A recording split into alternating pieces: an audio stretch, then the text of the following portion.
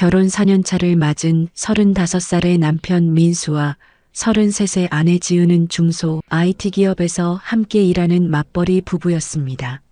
민수는 개발팀 팀장으로 회사에서 인정받는 실력자였고, 지은은 기획팀 대리로 자신의 업무를 성실히 해내고 있었죠. 같은 회사에 다니지만 부서가 달라서 업무 중에 마주칠 일은 거의 없었고, 퇴근 후에나 함께 시간을 보내는 게 일상이었습니다. 민수는 이런 거리감이 오히려 서로에 대한 신뢰를 보여주는 거라고 생각했어요. 각자의 영역을 존중하고 간섭하지 않는 성숙한 부부관계라고 여겼던 겁니다. 지은 역시 그런 민수의 태도에 불만을 보이지 않았고 오히려 편하다는 듯 웃으며 받아들였죠. 아침이면 함께 출근하고 저녁이면 함께 퇴근하는 일상은 반복됐습니다. 주말에는 밀린 집안일을 하거나 가까운 카페에서 여유를 즐겼고, 때로는 친구들과 만나 식사를 하기도 했어요. 특별한 갈등도 없었고 큰 다툼도 없었습니다. 민수는 이런 평온한 일상이 계속될 거라고 믿었죠. 결혼 초기의 설렘은 사라졌지만 그 자리를 편안함과 신뢰가 채웠다고 생각했습니다. 지은도 민수에게 따뜻하게 대했고 집안일도 함께 분담했어요. 겉으로 보기엔 평범하지만 안정적인 부부였습니다. 주변 사람들도 두 사람을 보며 잘 어울리는 커플이라고 말했고 민수는 그런 평가에 만족했습니다. 회사에서 민수는 후배들에게 존경받는 선배였습니다. 기술력도 뛰어났지만 사람을 대하는 방식이 따뜻했거든요. 야근이 잦은 개발팀이었지만 민수는 팀원들의 업무 부담을 최소화하려고 애썼고 필요하면 자신이 먼저 나서서 일을 처리했죠. 그런 민수를 보며 팀원들은 자연스럽게 따랐고 팀 분위기도 좋았습니다. 지은이 일하는 기획팀도 회사에서 중요한 역할을 맡고 있었어요. 영업팀과 협업하며 새로운 프로젝트를 기획하고 실행하는 일을 담당했죠. 지은은 꼼꼼하고 정리를 잘하는 성격이라 동료들 사이에서도 신뢰를 받았습니다. 회의 때마다 준비를 철저히 했고 일정 관리도 빈틈없이 해냈어요. 민수와 지은은 회사 내에서 부부라는 사실을 숨기지 않았지만 굳이 드러내지도 않았습니다. 각자의 업무에 집중했고 사적인 관계를 업무에 끌어들이지 않으려고 노력했어요. 점심시간에도 따로 먹는 경우가 많았고 회사 행사에서도 서로 다른 테이블에 앉곤 했죠. 동료들은 그런 두 사람을 보며 성숙한 부부라고 평가했습니다. 일과 가정을 확실히 구분하는 프로페셔널한 모습이라고 생각했던 겁니다. 민수도 그게 옳다고 믿었어요. 회사에서까지 부부관계를 드러내며 다니는 건 부담스러운 일이라고 여겼죠. 서로의 일에 간섭하지 않는 게 배려라고 생각했습니다. 하지만 민수가 모르는 사이 지은의 일상에는 다른 사람이 들어와 있었습니다. 영업팀 과장인 태준이라는 남자였죠. 태준은 37살로 민수보다 2살 많았고 기혼자였습니다. 지은과 태준은 업무상 자주 협업했고 그 과정에서 가까워졌어요. 처음엔 단순한 동료 관계였지만 시간이 지나며 경계가 무너지기 시작했죠. 민수는 지은이 영업팀과 일을 많이 한다는 정도만 알고 있었습니다. 구체적으로 누구와 어떤 프로젝트를 하는지는 관심을 두지 않았어요. 그게 서로를 존중하는 거라고 생각했으니까요. 지은도 민수에게 업무 이야기를 자세히 하지 않았고 민수는 그걸 당연하게 받아들였습니다. 어느 날 저녁 민수는 평소보다 일찍 퇴근 준비를 하고 있었습니다. 그날따라 업무가 일찍 끝났거든요. 사무실을 나서며 지은에게 연락하려다가 직접 찾아가기로 했죠. 기획팀은 같은 건물 다른 층에 있었습니다. 엘리베이터를 타고 올라가 복도를 걷는데 저 멀리 두 사람의 모습이 보였어요. 지은과 한 남자가 복도 끝에 서서 뭔가 이야기를 나누고 있었습니다. 민수는 그냥 지나칠 수도 있었지만 발걸음을 멈췄죠. 두 사람 사이의 거리가 묘하게 가까웠거든요. 업무 이야기를 나누는 동료치곤 너무 친밀해 보이는 분위기였습니다. 민수가 복도를 따라 걸어가자 지은이 민수를 발견했어요. 그 순간 지은의 표정이 미세하게 굳어지는 게 느껴졌습니다. 태준도 민수를 보더니 자연스럽게 한 걸음 물러섰죠. 지은은 밝은 목소리로 민수를 불렀지만 그 목소리엔 어색함이 묻어 있었습니다. 민수는 그게 뭔지 정확히 알 수 없었어요. 하지만 분명 뭔가 불편한 공기가 흘렀습니다. 민수는 지은과 태준 앞에 섰습니다. 태준은 민수에게 가볍게 고개를 숙이며 인사했어요. 영업팀 태준 과장이라고 자신을 소개했죠. 민수도 간단히 인사를 받았습니다. 지은은 태준과 프로젝트 협업 때문에 이야기를 나누고 있었다고 설명했어요. 민수는 고개를 끄덕이며 별일 아니라는 듯 넘어갔습니다. 하지만 마음 한편에선 뭔가 걸리는 게 있었죠. 두 사람이 나누던 대화의 분위기가 단순한 업무 이야기 같지 않았거든요. 목소리 톤이 낮았고 서로를 바라보는 눈빛에 익숙함이 묻어 있었습니다. 민수가 나타나자마자 대화를 끊고 흩어지려던 모습도 자연스럽지 않았어요. 집으로 돌아오는 차 안에서 민수는 계속 그 장면을 떠올렸습니다. 지은은 평소처럼 오늘 있었던 일들을 가볍게 이야기했어요. 회의가 길어져서 피곤했다는 말도 했죠. 민수는 태준에 대해 물어봤습니다. 어떤 사람이냐고, 업무는 어떻게 진행되는지 궁금하다고 자연스럽게 질문했어요. 지은은 태준이 영업팀에서 일 잘하는 사람이라고 대답했습니다. 협업할 때 의견 조율이 잘 된다고도 했죠. 민수는 더 이상 묻지 않았습니다. 괜히 의심하는 것처럼 보이고 싶지 않았거든요. 하지만 마음속 어딘가에선 작은 의문이 자리 잡기 시작했습니다. 다음 날부터 민수는 자신도 모르게 지은의 일정에 관심을 갖게 됐습니다. 아침에 출근할 때 지은이 어느 팀과 회의가 있다고 하면 그 말을 기억했어요. 퇴근 시간이 늦어진다고 하면 어떤 일 때문인지 자연스럽게 물어봤죠. 지은은 평소와 다름없이 대답했고 민수도 별다른 내색을 하지 않았습니다. 하지만 민수의 눈은 예전과 달랐어요. 복도에서 우연히 지은을 마주칠 때도 주변에 태준이 있는지 슬쩍 확인하게 됐죠. 점심시간에 지은이 누구와 함께 식사하는지도 신경 쓰이기 시작했습니다. 민수는 이런 자신이 낯설었어요. 결혼 4년차 동안 한 번도 지은을 의심해 본 적이 없었거든요. 어느 날 저녁 민수는 회사 로비에서 지은을 기다리고 있었습니다. 함께 퇴근하기로 약속한 날이었죠. 시간이 조금 지나 지은이 엘리베이터에서 내렸는데 태준도 함께였어요. 두 사람은 이야기를 나누며 걸어오다가 민수를 발견했습니다. 지은은 놀란 표정을 지으며 민수에게 다가왔어요. 태준도 민수에게 인사를 건넸죠. 민수는 자연스럽게 받아주었지만 속으론 불편함이 커지고 있었습니다. 지은은 회의가 늦게 끝났다고 설명했어요. 태준과 같은 층에서 일을 마쳐서 함께 내려왔다고 했죠. 민수는 고개를 끄덕였지만 석연치 않은 기분이 들었습니다. 집에 돌아온 후 민수는 지은의 평소 패턴을 떠올려 봤습니다. 최근 몇 달 사이 지은의 야근이 부쩍 늘었다는 걸 깨달았어요. 영업팀과 협업하는 프로젝트가 많아서 그렇다고 했었죠.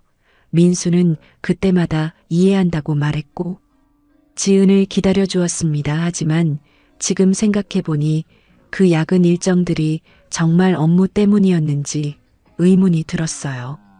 지은이 거짓말을 하고 있다고 확신할 순 없었지만 뭔가 숨기고 있다는 느낌은 지울 수 없었습니다. 민수는 스스로에게 물었죠. 내가 너무 예민한 걸까 아니면 정말 뭔가 잘못된 걸까? 며칠 후 민수는 개발팀 회식 자리에서 우연히 영업팀 사람들과 마주쳤습니다. 같은 식당에서 각자 회식을 하고 있었거든요. 민수는 인사차 영업팀 테이블로 갔고 그곳에서 태준을 다시 봤어요. 태준은 민수를 반갑게 맞이했고 자연스럽게 대화를 나눴습니다. 민수는 태준에게 지은과 일하는 게 어떠냐고 물었어요. 태준은 지은이 꼼꼼하고 일 잘한다고 칭찬했습니다. 협업할 때 의견 충돌 없이 잘 맞는다고도 했죠. 민수는 웃으며 고맙다고 답했지만 태준의 말투에서 묘한 친밀감이 느껴졌습니다. 동료를 칭찬하는 것 치곤 너무 자세하고 개인적인 느낌이었어요. 민수가 의심을 품기 시작한 그 시간에도 지은과 태준의 관계는 계속되고 있었습니다. 두 사람의 분류는 이미 1년이 넘게 진행되고 있었어요. 시작은 사소했습니다. 프로젝트 협업 중에 자주 만나면서 서로에게 호감을 느꼈고 그게 점점 깊어졌죠. 처음엔 회의 후 커피를 마시는 정도였지만 어느새 사적인 이야기를 나누게 됐습니다. 태준은 지은에게 결혼 생활의 권태로움을 털어놨고 지은도 민수와의 관계가 예전 같지 않다고 말했어요. 서로의 불만을 공유하며 두 사람은 점점 가까워졌습니다. 그리고 어느 순간 선을 넘어버렸죠. 회사는 두 사람에게 가장 안전한 만남의 공간이었습니다. 같은 건물에서 일하니 자연스럽게 마주칠 수 있었고 업무를 핑계로 만나기도 쉬웠거든요. 지은과 태준은 주로 빈 회의실을 이용했습니다. 점심시간이 끝난 후나 저녁 늦은 시간에 사람들이 거의 없는 회의실에서 만났어요. 문을 잠그고 블라인드를 내린 채 서로를 마주했죠. 짧은 시간이었지만 그 순간만큼은 다른 세상에 있는 것 같았습니다. 회의실 밖으론 동료들이 바쁘게 오가고 있었지만 안에선 두 사람만의 시간이 흘렀어요. 키스를 나누고 서로를 껴안으며 금지된 관계를 이어갔습니다. 건물 꼭대기층에 있는 휴게 공간도 자주 이용했습니다. 그곳은 평소에 사람이 거의 없었거든요. 창밖으로 도시 풍경이 보이는 조용한 공간에서 두 사람은 나란히 서서 이야기를 나눴어요. 겉으로 보기엔 동료가 잠깐 쉬는 것처럼 보였지만 실제론 달랐습니다. 태준은 지은의 손을 슬쩍 잡았고 지은은 그 손을 뿌리치지 않았어요. 복도 끝 사람 없는 곳에서도 마찬가지였습니다. 민수가 목격했던 그 장면처럼 두 사람은 수시로 회사 구석진 곳에서 만났죠. 낮은 목소리로 속삭이며 다음 만남을 약속하고 서로를 확인했습니다. 외근은 두 사람에게 더 자유로운 시간을 제공했습니다. 지은과 태준은 의도적으로 외근 일정을 맞췄어요. 영업팀과 기획팀이 함께 거래처를 방문한다는 명목으로 회사를 나섰죠. 실제로 거래처에 가긴 했습니다. 하지만 업무를 끝낸 후엔 함께 점심을 먹고 커피를 마시며 개인적인 시간을 보냈어요. 회사로 복귀하는 시간도 각자 조절했습니다. 너무 함께 들어오면 눈에 띌 수 있으니 30분에서 1시간 정도 간격을 두고 돌아왔죠. 외근 보고서도 교묘하게 작성했습니다. 같은 장소를 방문했지만 시간대를 살짝 다르게 기록하거나 방문 목적을 다르게 적어서 겹치지 않게 만들었어요. 육체적인 관계는 회사 밖에서 이루어졌습니다. 회사 근처 비즈니스 호텔이 주된 장소였어요. 두 사람은 외근을 핑계로 회사를 나선 후 호텔로 향했습니다. 체크인은 주로 태준이 했고 객실 예약도 미리 해두는 경우가 많았죠. 호텔방에서 두 사람은 서로를 탐했습니다. 배우자에게서 느낄 수 없었던 자극과 설렘을 나누며 시간을 보냈어요.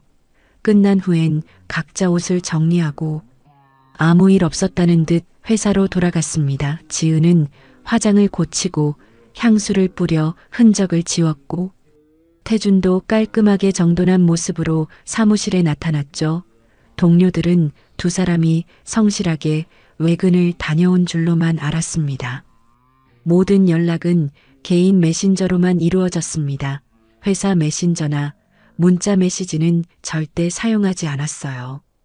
혹시 모를 상황에 대비해 자동 삭제 기능이 있는 메신저 앱을 따로 설치했죠.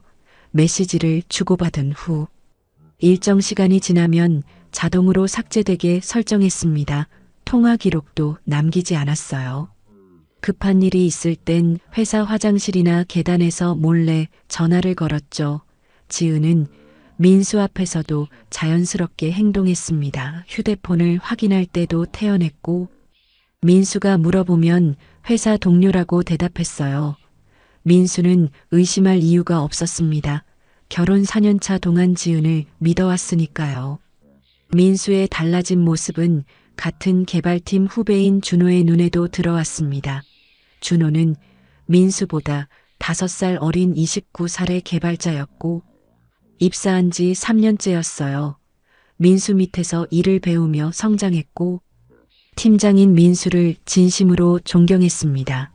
기술적인 부분뿐 아니라 사람을 대하는 태도까지 배울 점이 많았거든요. 그런데 최근 들어 민수의 표정이 예전 같지 않았어요. 회의 중에도 가끔 멍하니 있는 모습을 보였고 점심시간엔 혼자 생각에 잠긴 듯 보였습니다.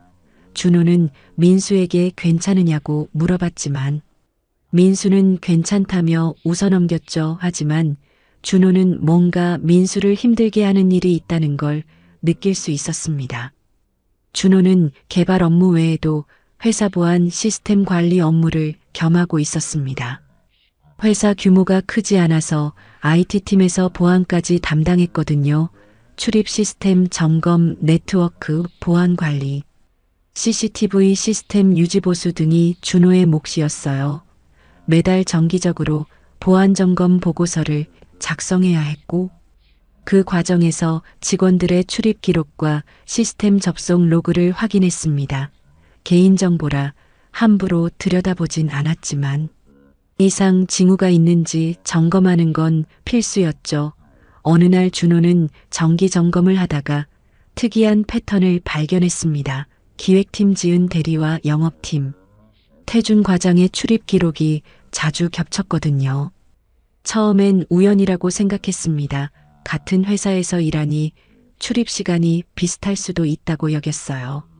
하지만 데이터를 더 자세히 들여다보니 단순한 우연으로 보기 어려웠습니다. 두 사람은 외근을 나갈 때도 비슷한 시간대에 건물을 나섰고 돌아올 때도 간격을 두고 복귀했어요. 회의실 출입 기록도 의심스러웠습니다. 사람이 거의 없는 시간대에 같은 회의실을 사용한 기록이 여러 번 있었거든요.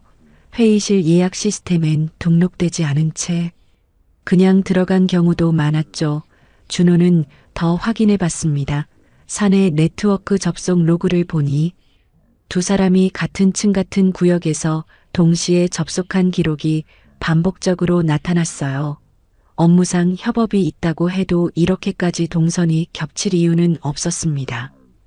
준호는 고민에 빠졌습니다. 이건 명백히 개인적인 영역이었고 함부로 개입할 문제가 아니었거든요. 혹시 자신이 잘못 본 건 아닐까 싶어서 다시 한번 확인했지만 데이터는 명확했습니다. 지은 대리와 태준 과장의 패턴은 일반적인 동료 관계로 보기 어려웠어요. 게다가 지은 대리는 민수 팀장의 아내였습니다. 준호는 그 사실을 알고 있었죠. 회사에서 공공연한 비밀이었으니까요. 민수가 최근 힘들어 보이는 이유가 혹시 이것 때문은 아닐까 하는 생각이 들었습니다. 하지만 확신할 순 없었어요. 단지 데이터상 의심스러운 패턴일 뿐 확실한 증거는 아니었으니까요. 며칠 동안 준호는 혼자 고민했습니다. 이 사실을 민수에게 알려야 할지 말아야 할지 결정하기가 쉽지 않았어요. 괜히 말했다가 오해였으면 어쩌나 싶었고 민수에게 불필요한 상처를 줄 수도 있었습니다. 하지만 반대로 생각하면 민수가 이미 뭔가 눈치챈 상태일 수도 있었죠. 그렇다면 이 정보가 민수에게 도움이 될 거라고 판단했습니다. 준호는 민수를 존경했고 신뢰했어요. 팀장으로서뿐 아니라 사람으로서 민수를 외면할 수 없었습니다. 결국 준호는 민수에게 조심스럽게 다가가기로 결심했죠. 감정적으로 접근하지 않고 객관적인 데이터만 보여주기로 했습니다. 어느 날 저녁 야근을 하던 중 준호는 민수를 불렀습니다. 다른 팀원들이 모두 퇴근한 후였어요. 준호는 노트북 화면을 민수에게 보여주며 정기 보안 점검 중 발견한 내용이라고 설명했습니다. 특정인을 지목하려는 게 아니라 단지 이상 패턴을 발견해서 보고하는 거라고 조심스럽게 말했죠. 민수는 화면을 들여다봤습니다. 출입 기록. 회의실 사용 내역, 네트워크 접속 로그가 시간순으로 정리돼 있었어요. 준호는 두 사람의 이름을 언급하지 않고 단지 어직원과 비직원이라고만 표시했습니다. 하지만 민수는 곧바로 알아봤죠. 그건 지은과 태준의 기록이었습니다. 민수의 얼굴이 굳어졌고 준호는 더 이상 말을 잇지 못했어요. 민수는 한참 동안 말없이 화면을 응시했습니다. 준호가 보여준 데이터는 민수가 느꼈던 불안을 구체적인 형태로 만들어주고 있었어요. 지난 6개월간의 패턴이 한눈에 보였습니다. 외근 시간대 회의실 사용 빈도, 심지어 점심시간 이후 특정층 휴게 공간에서의 동시 접속 기록까지 모든 게 겹쳐 있었죠. 민수는 천천히 고개를 끄덕이며 준호에게 고맙다고 말했습니다. 준호는 죄송하다고 답했어요. 이런 걸 보여드려서 괜히 마음만 불편하게 한 건 아닌지 걱정됐거든요. 하지만 민수는 아니라고 했습니다. 오히려 진실을 마주할 용기를 준 거라고 준호의 어깨를 두드렸죠. 준호가 제공한 자료를 받은 후 민수는 본격적으로 움직이기 시작했습니다. 감정적으로 대응하지 않기로 마음먹었어요. 화를 내거나 당장 지은을 추궁하는 건 아무 의미가 없었습니다. 오히려 확실한 증거를 모아서 냉정하게 대처해야 한다고 판단했죠. 민수는 먼저 지은의 카드 사용 내역을 확인하기로 했습니다. 부부 공동 계좌가 있었고 지은의 카드도 그 계좌와 연결돼 있었거든요. 민수는 인터넷 뱅킹에 접속해서 최근 6개월간의 사용 내역을 출력했어요. 날짜별로 정리하며 하나씩 살펴보기 시작했습니다. 평소엔 신경 쓰지 않던 항목들이 이제는 다르게 보였죠. 카드 내역 중 유독 눈에 띄는 게 있었습니다. 회사 근처 비즈니스 호텔에서 찍힌 결제 기록이었어요. 한 번이 아니라 여러 번 반복됐습니다. 금액도 일정했죠. 객실 요금으로 보이는 금액이었습니다. 민수는 날짜를 확인했어요. 그날들은 모두 지은이 외근을 다녀온 날이었습니다. 민수는 지은의 업무 일정을 떠올렸죠. 그날들 지은은 거래처 미팅이 있다며 아침 일찍 나갔었어요. 저녁 늦게 돌아와서는 피곤하다며 일찍 잠들었습니다. 민수는 당연히 업무 때문이라고 생각했었죠. 하지만 카드 내역은 다른 이야기를 하고 있었습니다. 회사 근처 호텔에서 점심시간 이후에 결제된 기록들이었어요. 민수는 준호가 정리해준 외근 기록과 카드 내역을 대조했습니다. 지은이 외근을 간 날짜와 호텔 결제 날짜가 정확히 일치했어요.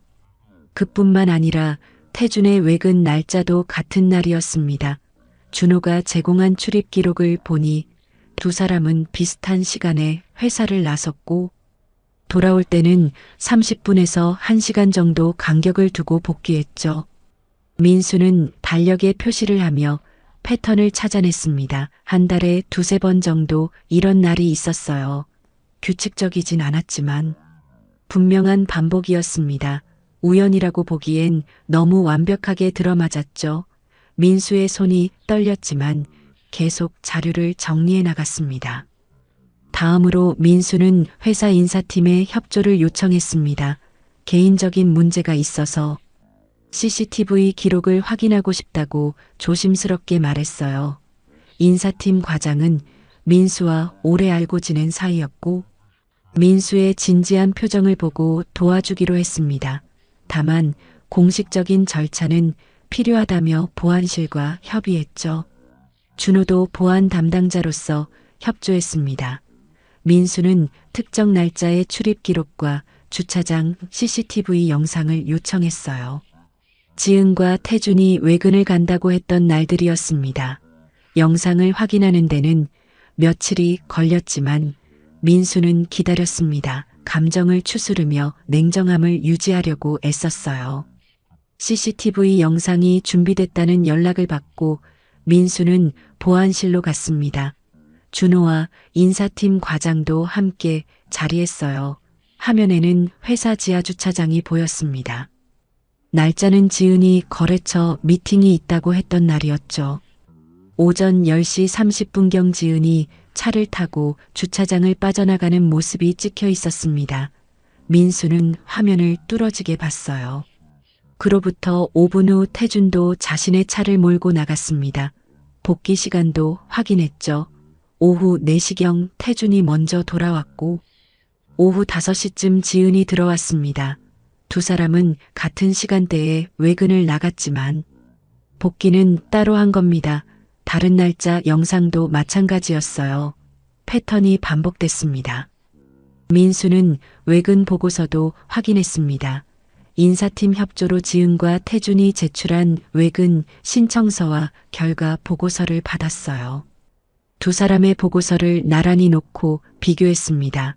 방문 장소가 다르게 적혀 있었지만 시간대는 비슷했죠. 지은은 강남 쪽 거래처, 태준은 여의도 쪽 거래처라고 기재했습니다. 하지만 카드 결제 내역을 보니 둘 다 회사 근처 호텔에서 찍혀 있었어요. 거래처 방문은 핑계였고 실제로는 호텔에서 만난 겁니다. 민수는 모든 퍼즐 조각이 맞춰지는 걸 느꼈습니다. 더 이상 의심할 여지가 없었어요. 지은과 태준은 1년 넘게 불륜 관계를 이어왔고 회사와 외근을 이용해 만나왔던 겁니다. 민수는 집에 돌아와 정리된 자료들을 다시 펼쳐놨습니다. 카드 내역 출입 기록, CCTV 영상 캡처 외근 보고서 모든 게 같은 결론을 가리키고 있었죠. 민수는 지은이 퇴근하기 전에 자료를 모두 정리해서 따로 보관했습니다. 지은이 집에 돌아왔을 때 민수는 평소처럼 대했어요. 저녁 준비를 도왔고 가벼운 대화도 나눴습니다. 하지만 민수의 마음속은 차갑게 식어가고 있었습니다. 배신감과 분노가 밀려왔지만 겉으론 내색하지 않았어요. 이제 감정적으로 대응할 때가 아니라 전략적으로 움직여야 할 때였습니다. 민수는 모든 증거를 확보한 후 다음 단계를 준비했습니다. 감정적으로 지은을 추궁하거나 태준을 찾아가 따지는 건 의미가 없다고 판단했어요. 그런 식으로 접근하면 두 사람이 증거를 인멸하거나 변명을 늘어놓을 게 뻔했습니다. 민수는 법적으로 정확하게 대응하기로 마음먹었죠. 먼저 변호사를 찾아갔습니다. 가족법 전문 변호사였고 상담 예약을 잡아두었어요. 변호사는 민수가 준비한 자료들을 꼼꼼히 검토했습니다. 카드 사용 내역 출입 기록, CCTV 영상 외근 보고서 모든 증거가 체계적으로 정리돼 있었죠. 변호사는 고개를 끄덕이며 충분히 소송을 진행할 수 있다고 말했습니다. 이혼 소송과 함께 상간 소송도 가능하다고 조언했어요. 상간 소송은 배우자와 부정행위를 한 상대방에게 손해배상을 청구하는 겁니다. 태준이 기혼자라는 점도 확인됐기에 태준의 배우자도 피해자가 될 수 있었죠. 변호사는 먼저 확실한 증거를 더 확보하는 게 좋겠다고 조언했습니다. 호텔 투숙 기록이나 두 사람이 주고받은 메시지 같은 직접적인 증거가 있으면 더 유리하다고 했어요. 민수는 고민했습니다. 지은의 휴대폰을 몰래 확인하는 건 또 다른 문제가 될 수 있었거든요. 변호사는 합법적인 방법으로만 증거를 수집하라고 당부했습니다. 현재 가진 증거만으로도 충분하지만 추가 증거가 있으면 소송이 더 수월할 거라고 설명했죠. 민수는 일단 현재 증거로 진행하기로 결정했습니다. 회사 측에도 공식적으로 문제를 제기하기로 했습니다. 민수는 인사팀에 정식으로 면담을 요청했어요. 인사팀장과 대표이사 앞에서 상황을 설명했습니다. 직원 2명이 근무 시간 중 부적절한 관계를 맺고 있으며 외근을 가장해 사적인 만남을 가졌다고 보고했죠. 준비한 자료를 제출했습니다. 출입 기록. 회의실 사용 내역 외근 보고서와 실제 카드 사용 내역의 불일치 모든 게 명확했어요. 대표이사는 심각한 표정으로 자료를 검토했습니다. 회사 규정상 근무 시간 중 사적인 만남이나 불륜관계는 징계 사유에 해당했거든요. 특히 외근을 거짓으로 신청한 건 업무 태만이자 회사 자원의 사적 유용이었습니다. 회사는 즉시 내부 조사에 착수했습니다. 인사팀과 감사팀이 합동으로 움직였어요. 지은과 태준을 각각 불러 사실 확인을 했습니다. 처음엔 두 사람 모두 부인했죠. 지은은 업무상 협업이 많았을 뿐이라고 주장했고 태준도 오해라고 말했습니다. 하지만 회사가 준비한 증거 앞에서 변명은 무너졌어요. CCTV 영상에 찍힌 동선 호텔 결제 기록, 회의실에서의 은밀한 만남, 모든 게 드러났습니다. 지은은 얼굴이 새하얗게 질렸고 태준은 말을 잇지 못했어요. 회사는 두 사람을 즉시 업무에서 배제하고 자택 대기 명령을 내렸습니다. 징계위원회가 열릴 때까지 출근하지 말라는 지시였죠. 민수는 동시에 이혼 소송 준비도 진행했습니다. 변호사와 함께 소장을 작성했어요. 혼인관계 파탄의 책임이 전적으로 지은에게 있음을 명시했습니다. 1년 넘게 불륜관계를 유지했고 배우자를 기망했으며 가정을 파탄냈다고 적었죠. 재산분할에서도 지은에게 불리한 조건을 제시했습니다. 유책 배우자는 재산분할에서 불이익을 받을 수 있었거든요. 위자료 청구액도 명시했습니다. 민수는 지은에게 정신적 피해에 대한 보상을 요구했어요. 상간 소송 준비도 함께 진행했습니다. 태준을 상대로 한 손해배상 청구였죠. 태준이 민수의 배우자와 부정행위를 함으로써 민수의 혼인관계를 파탄냈다는 내용이었습니다. 집에서 민수는 여전히 평온함을 유지했습니다. 지은에게 아무 내색도 하지 않았어요. 지은은 회사에서 자택 대기 명령을 받고 돌아왔지만 민수에게 자세한 이야기를 하지 않았습니다. 그냥 업무 문제로 조사를 받는 중이라고만 말했죠. 민수는 알겠다고 답했을 뿐 더 묻지 않았습니다. 지은은 불안한 표정으로 휴대폰만 들여다봤어요. 아마 태준과 연락을 주고받고 있었겠죠. 민수는 그런 지은을 보며 차갑게 식어가는 마음을 느꼈습니다. 넷째. 해를 맞은 결혼 생활이 이렇게 끝나게 될 줄은 몰랐어요. 하지만 후회는 없었습니다. 진실을 외면하고 사는 것보다 냉정하게 마주하는 게 옳다고 믿었으니까요. 며칠 후 지은에게 이혼 소장이 송달됐습니다. 집에서 우편물을 받아본 지은은 그 자리에서 얼어붙었어요. 민수는 거실 소파에 앉아 조용히 지은을 바라봤습니다. 지은은 떨리는 손으로 서류를 펼쳐봤죠. 이혼 청구 사유, 불륜관계 증거 자료 목록, 재산분할 요구, 위자료 청구 모든 게 적혀 있었습니다. 지은은 민수를 쳐다봤어요. 눈물이 흘렀지만 민수는 아무 말도 하지 않았습니다. 설명할 필요도 변명을 들을 필요도 없었죠. 모든 건 이미 끝났습니다. 회사 징계위원회는 2주일 후에 열렸습니다. 인사팀이 수집한 증거와 조사 결과가 위원회에 제출됐어요. 지은과 태준은 각각 소명 기회를 받았지만 반박할 근거가 없었습니다. 근무 시간 중 빈 회의실에서 부적절한 만남을 가졌고 외근을 거짓으로 신청해 사적인 목적으로 사용했으며 회사 자원을 개인적으로 유용했다는 사실이 명백했거든요. 회사 윤리 규정을 정면으로 위반한 주대한 사안이었죠. 징계위원회는 만장일치로 두 사람에게 해고 결정을 내렸습니다. 즉시 해고였고 퇴직금도 삭감됐어요. 회사는 이런 행위를 용인할 수 없다는 메시지를 분명히 했습니다. 해고 통보를 받은 지은은 무너졌습니다. 입사한 지 7년째였고 나름대로 쌓아온 경력이 있었거든요. 하지만 하루아침에 모든 게 사라졌어요. 태준도 마찬가지였습니다. 10년 넘게 다닌 회사에서 쫓겨난 겁니다. 두 사람은 개인 짐을 챙겨 회사를 떠나야 했죠. 동료들의 시선이 따가웠습니다. 소문은 이미 회사 전체에 퍼져 있었어요. 불륜 관계로 징계를 받았다는 사실을 모르는 사람이 없었습니다. 지은은 고개를 들 수 없었고 태준도 마찬가지였죠. 회사 로비를 나서는 두 사람의 뒷모습은 초라하기 그지없었습니다. IT 업계는 생각보다 좁았습니다. 특히 중소기업끼리는 네트워크가 촘촘했어요. 한 회사에서 일어난 일이 금방 다른 회사로 알려졌죠. 지은과 태준의 이야기도 빠르게 퍼져나갔습니다. 불륜으로 해고당했다는 소문은 업계 사람들 사이에서 회자됐어요.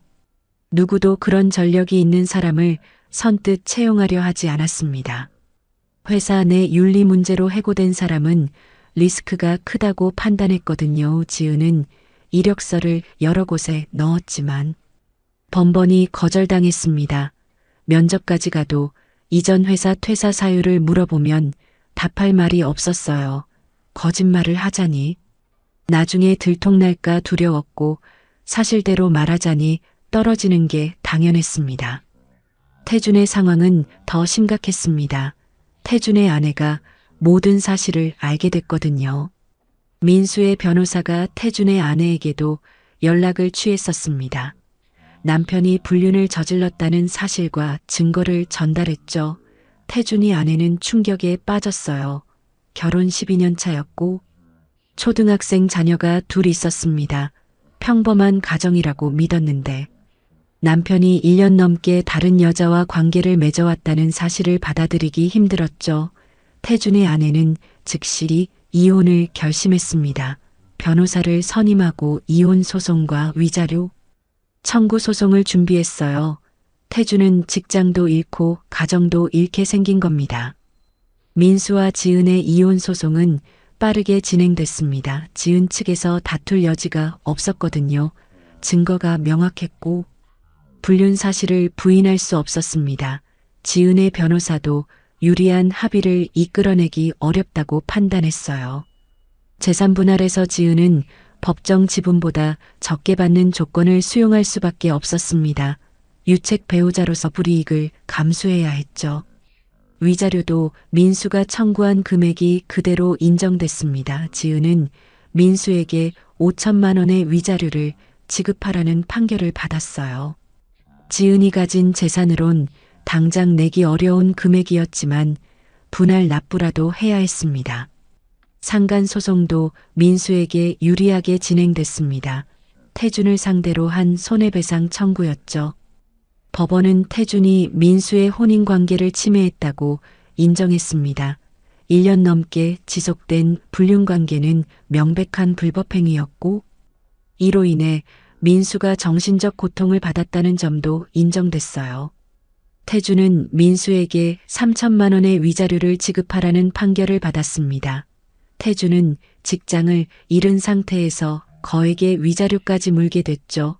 게다가 자신의 아내에게도 위자료를 지급해야 했습니다. 태준의 아내가 청구한 위자료는 4천만 원이었어요. 태준은 총 7천만 원이 넘는 돈을 마련해야 하는 상황에 몰렸습니다. 재취업도 안 되고 빚은 늘어가는 상황에서 태준은 급격히 무너졌습니다. 아내와 자녀들은 떠났고 혼자 남겨진 태준은 우울증에 시달렸어요. 친구들도 하나둘 멀어졌습니다. 불륜으로 가정을 파탄낸 사람이라는 낙인이 찍혀 어디 가서도 환영받지 못했죠. 태준은 결국 지방의 작은 회사에 겨우 취직할 수 있었습니다. 연봉은 이전의 절반 수준이었고 직급도 낮아졌어요. 서울에 있던 집은 팔아서 빚을 갚는 데 써야 했습니다. 회사 복도에서 시작된 속삭임이 결국 삶 전체를 무너뜨린 겁니다. 지은도 비슷한 처지였습니다. 재취업이 되지 않아 결국 작은 스타트업에 계약직으로 들어갔어요. 급여는 이전의 3분의 5 수준이었고 불안정한 고용 상태였습니다. 위자료 분할 납부를 하느라 생활비도 빠듯했죠. 지은은 자신이 저지른 일의 대가를 톡톡히 치르고 있었습니다. 친구들에게도 사실을 숨길 수 없었어요.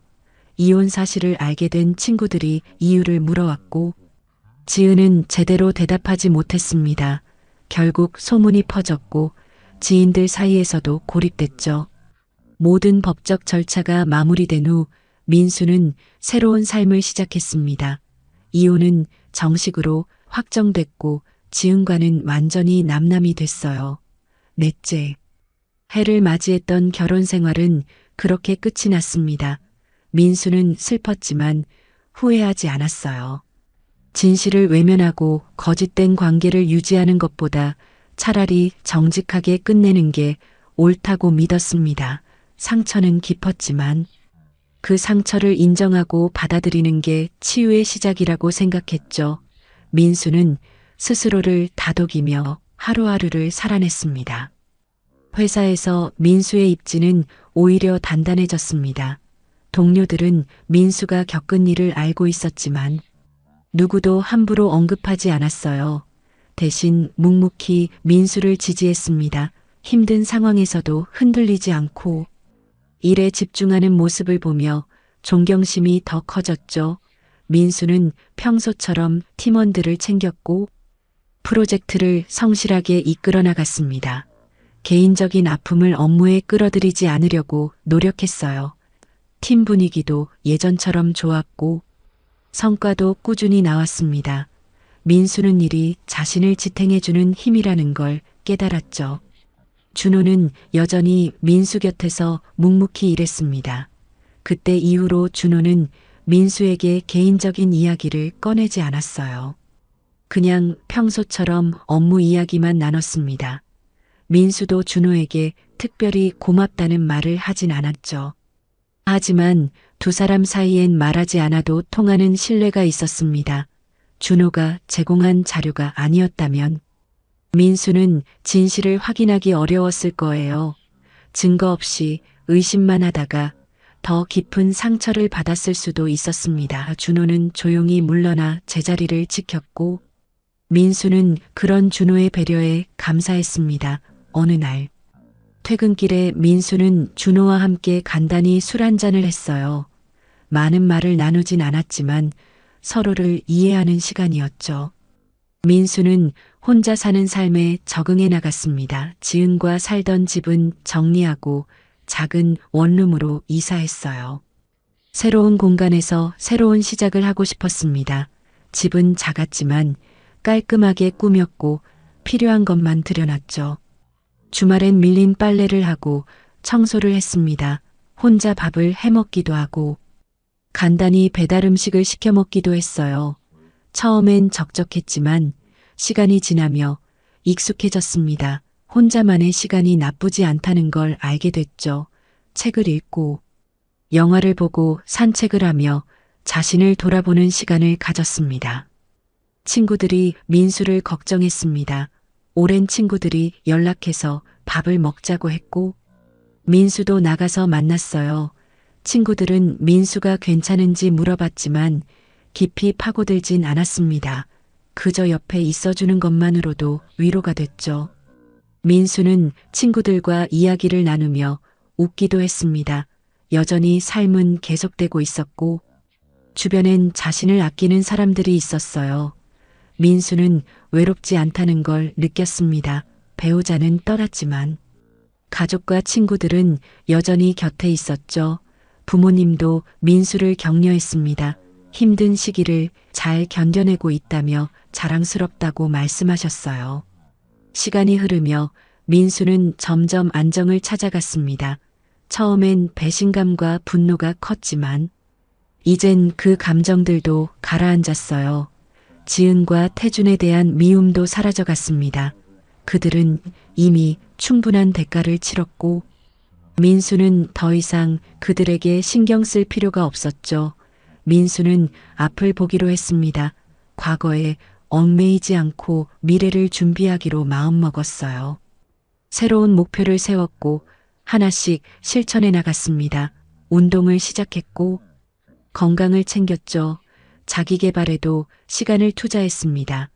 민수는 더 나은 사람이 되기 위해 노력했어요. 회사 복도를 걸을 때마다 민수는 그날을 떠올렸습니다. 지은과 태준이 서서 이야기를 나누던 그 장면이었죠. 그때 느꼈던 위화감이 모든 걸 시작하게 했습니다. 만약 그냥 지나쳤다면 어땠을까 하는 생각도 들었어요. 하지만 민수는 자신의 선택이 옳았다고 확신했습니다. 진실을 마주하는 건 고통스러웠지만 거짓 속에 사는 것보다 나았죠. 민수는 정직하게 살기로 다짐했습니다. 자신에게도 타인에게도 솔직한 사람이 되고 싶었어요. 어느 날 민수는 회사 옥상에 올라갔습니다. 도시가 한눈에 보이는 곳이었죠.